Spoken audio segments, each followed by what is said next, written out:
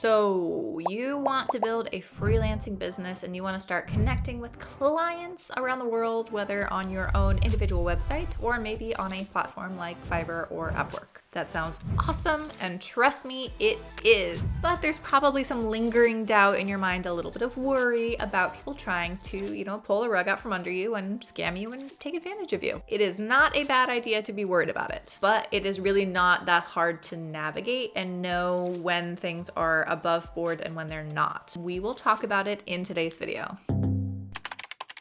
Is it a scam? Maybe not.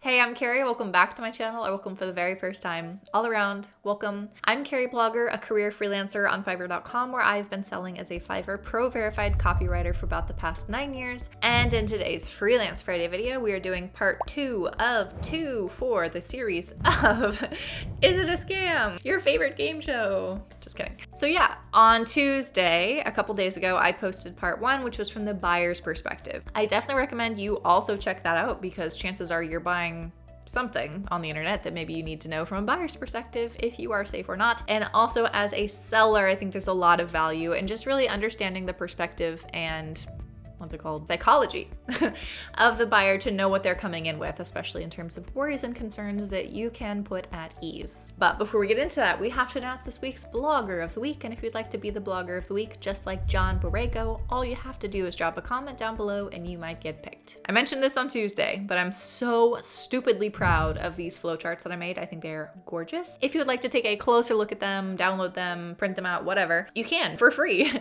at peachpay.me/Carrieblogger. There's also tons of other free downloads, and you can also donate to support my channel if that is something you like to do. All right, first big worry. We are concerned if you are asked for something you don't offer. First question to consider, is the buyer asking you for something that is at least similar to what you do? Does it at least make sense as a request? For example, let's say that I don't offer video script writing, which I don't, but I am a copywriter, and that wouldn't be so far out of left field that it would really perk up my concern. So let's say, yeah. Next question, are you capable of doing it well? If yes, then sure, create a custom offer for them and good luck. If not, it's not a scam, it's just not a good fit. Back at the top, let's say, is it a reasonable request that makes sense? No, comes totally out of left field. They are asking me to design a logo for their cannabis crypto, I don't know, Forex trading something. Are they asking for bank information, personal IDs, to create an account, to use an account, anything like that? If yes, it's a scam. Hopefully we all are on the same track with that. If not, okay, it's probably not a scam. Can they at least explain why they want to work with you specifically? If someone came to me and said, I just love the graphics you have on your YouTube channel and I think your sense of brand style is impressive or whatever, that would make sense. And then yes, it's proceed with caution if that's something you want to do. If not, does it seem like it was a spam mass message? Like, is there any personalization in here? Does it say, dear sir/madam, we are vetting a lot of sellers, like that kind of thing? If yes, then I'd lean into it's a scam. If not, at least they did send it to you specifically on purpose, even if they can't really explain why they want to work with you. Okay, do you get good vibes? This is so subjective, but it really is something that matters. And even more importantly, do they have a good collaborative spirit, right? At this point, it's not something that I offer. There's not a real reason they chose to work with me specifically. Those are all kind of iffy, but at least if I get a sense that they are really open to trying something, they're really open to working with me for success, then sure, proceed with caution and just take care of yourself. If not, obviously not a good fit. And just because they asked you for something doesn't mean that you are obliged to deliver. Another really, really common one is if you are asked for either discounts or actually free samples, like free demo work. First big question is, do you negotiate prices or do you offer free samples? Many sellers do. I personally do not. Check out this video for advice on that. So yeah, if you do, then proceed with caution. I say caution because that's not something I do. And again, that's gonna explain why, but continue. If not, then the next question is, are they satisfied with your portfolio samples and references that you send instead?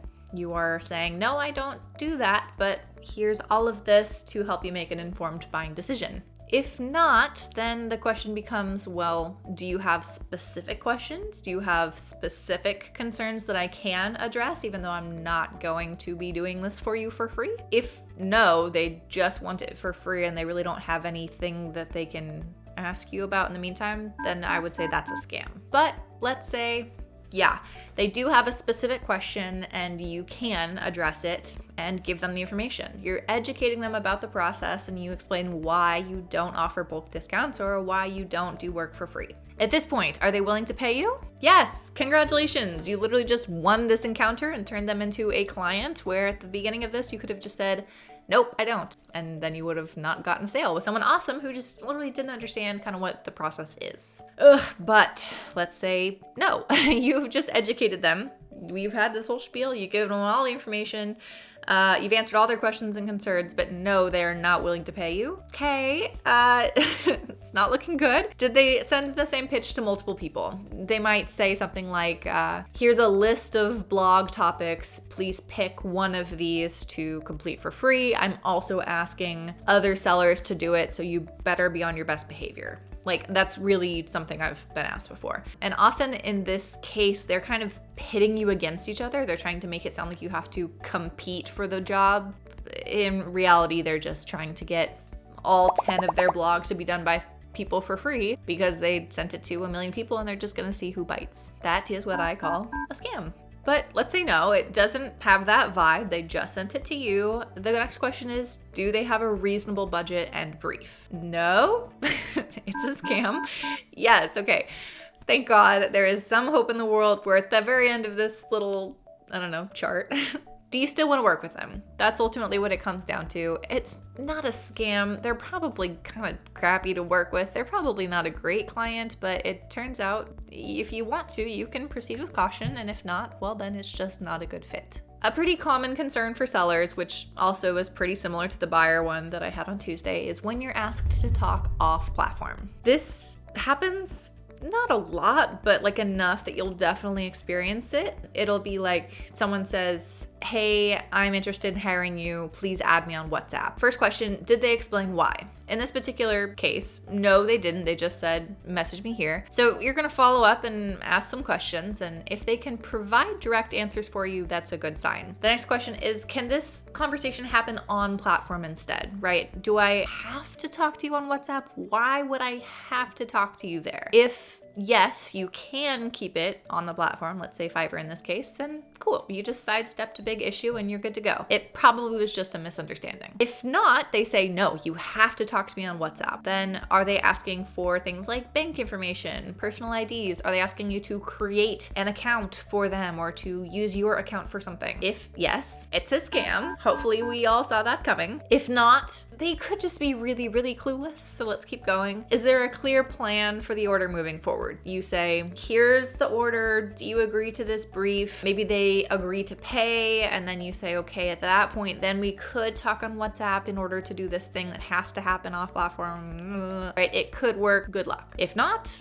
no, they have no intention of paying you. No, they have no intention of really setting the details of the order. Then it is a scam. Let's walk through this one different way. First question again is, did they explain why? Let's say this time they really tell you they have to talk on the phone for an intake questionnaire. Did they explain why? They say, yes, I have dyslexia and I cannot type and read efficiently. Okay, that makes sense, I guess. Do you offer intake calls? Do you think this is necessary? Let's say in this case, yes, you care about them. You want them to have the best experience. And because they have dyslexia and they need to talk on the phone, you're going to say yes. Can the conversation be recorded? Yes. Great, cool. You made it work. Just make sure that you keep a record of that conversation, both for yourself so that you can deliver the most accurate service, and also so that you have a record that you can, validate, make sure that everything stays above board. You can even upload that audio to Fiverr so that there is like a literal record to keep track of, and that's personally what I would do. And the last big red flag that might make you a little concerned is if you are asked to outsource. Now, people might not necessarily use that word. This is kind of something you have to judge for yourself and figure out. So first, are they asking for you to give them free work or to give them money? Yes, that is a scam. Don't do that. If not, okay.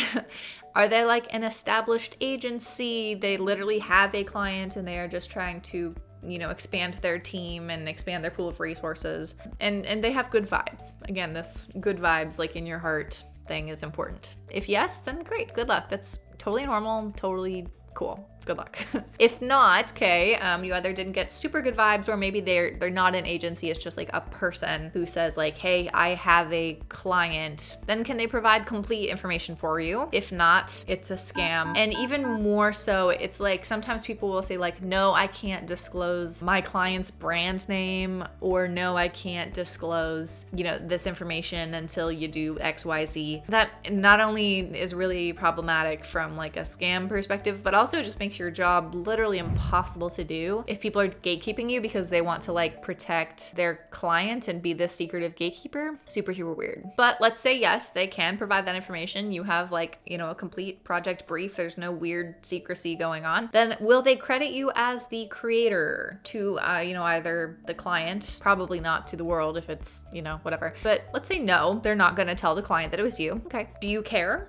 You might not care. I personally don't always care. I outsource with marketing agencies often and it doesn't really bother me. Then that's fine. Are the payment terms fair? Yes. Good luck. No, it's a scam.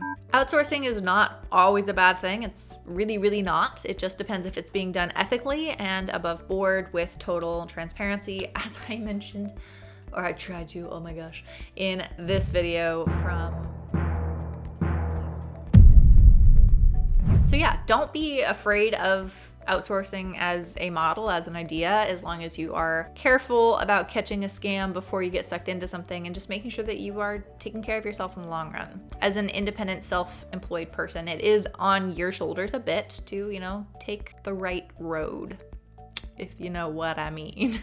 Yeah, so hopefully that in the long run helps you kind of sell with confidence, invest your energy into the right conversations, and find the right clients that you can build a strong, awesome relationship for a long-term collaboration. Again, don't forget to download these flow charts for free at peachpay.me/Carrieblogger. There is a lot of free downloadable content on that website, and you can also donate to my channel if you're interested. Okay.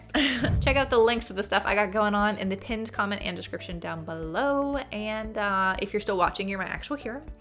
And finally, remember, you are worth so much more than your workload. Let's get back to work.